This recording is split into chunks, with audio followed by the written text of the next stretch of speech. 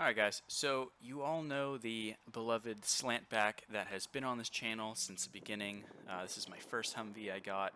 Always wanted the Slantback. Well, haven't had too many videos on it recently, so some of the new viewers might not remember this truck or might not have seen any videos on this. But yeah, this is the good old Slantback that kind of started my videos on here. Well, I sold it. And I have a good reason for that. I bought my 1165 after I sold this truck. The guy I sold it to, he's a family friend, and he wanted this truck to become his, I guess, farm work truck. So we decided to put a helmet top on it, and I'm actually getting to keep the slantback top, and that is going on my 1165, so that should be pretty cool. So in this video, we are removing the slantback top, and I'm giving you a little preview of some of the videos that will be coming up of painting this truck and installing the helmet top on there. Really cool. I actually really like the helmet top look on this truck. So diving into removing the top, it was actually pretty easy and straightforward. It wasn't too heavy. There was a couple points where I needed some other person's help, so I did recruit my girlfriend for a couple of things, and also recruited my dad to help me get the more awkward, and I guess a little bit heavier items such as the top itself and the rear hatch. The actual top itself is held on by 4 points around the outer corners of the top. They have these threaded studs that go through a like rubber bushing with a nut on the bottom.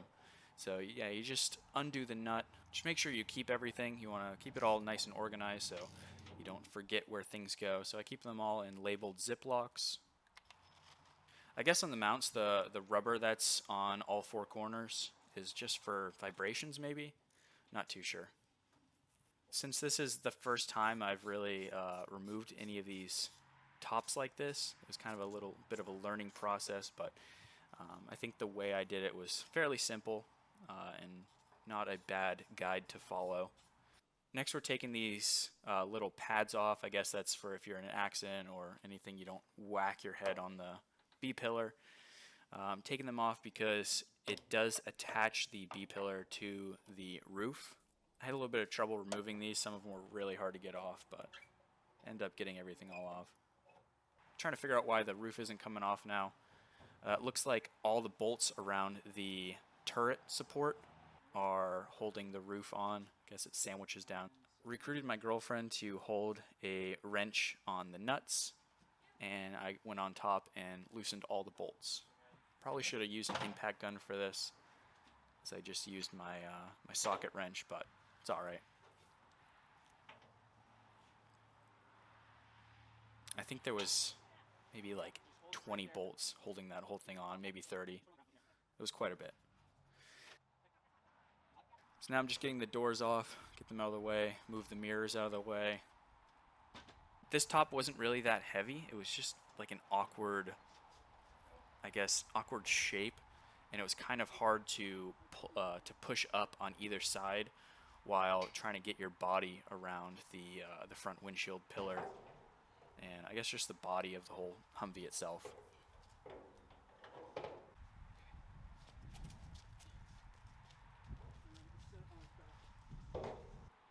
The top and the sponsons are actually steel, whereas the newer Humvees, they have aluminum hardtops, and the newer Slantbacks have all aluminum hardtops and sponsons.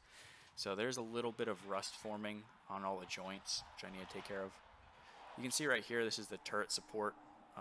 All the bolts were going through the top onto the turret support. Right here, I'm having my dad help me take the rear hatch off. Pretty simple job.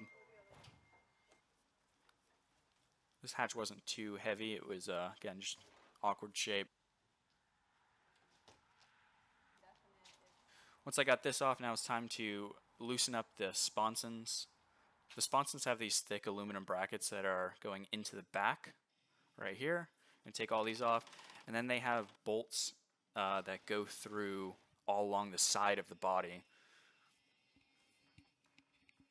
All my bolts along here were super rusty, and I definitely couldn't get a socket on there or anything. Even vice grips were not doing too hot, so end up having to grind them off carefully not to damage any of the actual sponson itself.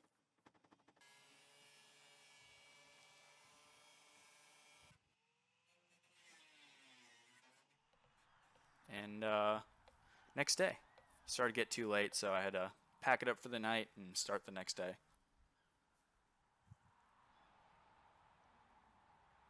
You can see a little bit of the rust that formed.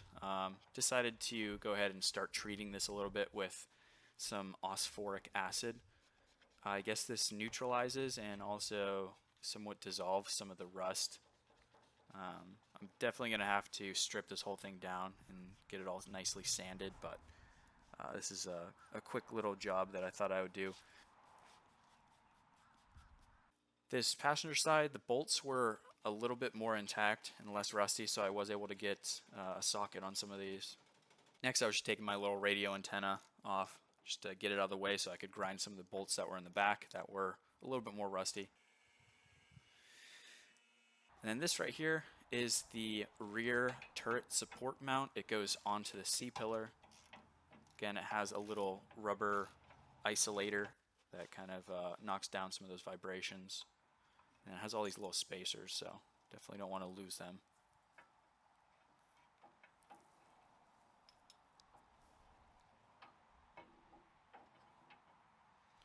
Again, recruiting my girlfriend to help me take off the sponson. I'd like to mention she is wearing Crocs and socks.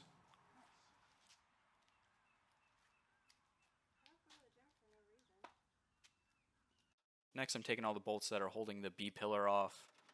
Now, I decided to take the entire turret support off as one piece, so it stayed connected with the B-pillar.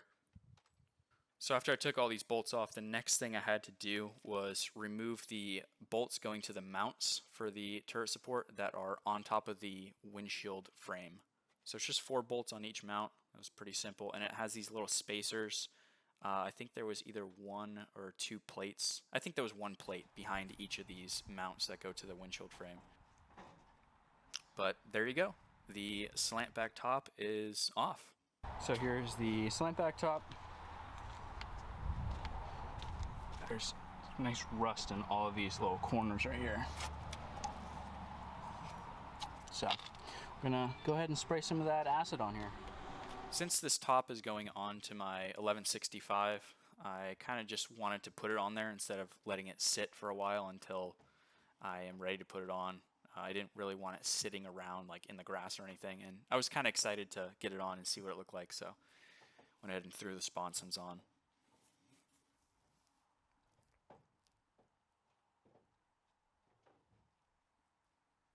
Looks pretty cool. Can't wait to get the thing done. So now that we got the Slantback top off, I want to show you guys a little preview of what to expect video-wise of some videos coming out and what I've been doing to this truck. I'm pretty excited how it's coming out, and I think it looks really good. So what I did is I sanded the whole truck down, stripped all the major components off it, anything I could really take off.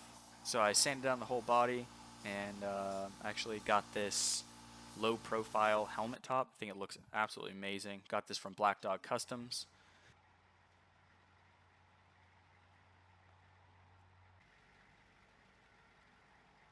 And yeah, sanded that thing down, cleaned it, treated everything that I had to, and just priming that as well.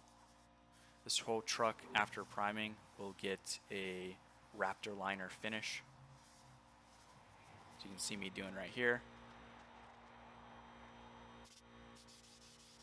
So with this Raptor liner, I kind of like to spray it on like at first in a grid pattern. I'll come back a few minutes later and kind of do like a cross-hatched pattern, and that just minimizes any like discoloration, or it's not discoloration, but you could tell when you change directions when you're spraying with this stuff, and in certain lights you'll be able to see like little streaks almost, or little areas where the pattern, the texture looks a little bit different. So whenever I come back and do the spraying in a different direction, it usually covers up any of that, especially on large surface area parts such as the hood or the sides. I decided with this truck to kind of go black with green accents, so I'm keeping all the lights green. I think it looks kind of cool rather than everything just all black. But this is it so far. I still have some more stuff to do. I'm going to be installing air conditioning. I need to install the door hardware, and yeah, it's coming out really nice. And it's kind of sad to see the old trusty Slantback turned into something else, but you know, being able to sell this and get myself an 1165 was I feel like it's a score, even though the 1165 is going to be a lot of work, but it'll be really nice when I'm done, and also it'll provide some good content for you guys and for the channel, which will be pretty cool to show. But that's about it, guys. Stay tuned for the next episodes where we'll be going more in depth on the whole painting process, and yeah, showing off this build. It should be pretty cool when it's completely done. And we got 2 more trucks that are getting similar treatments with some hard tops, hard doors, and a similar Raptor liner paint job. So thanks for watching, guys. Stay tuned. If you have any questions, let me know, and I'll see you guys in the next one.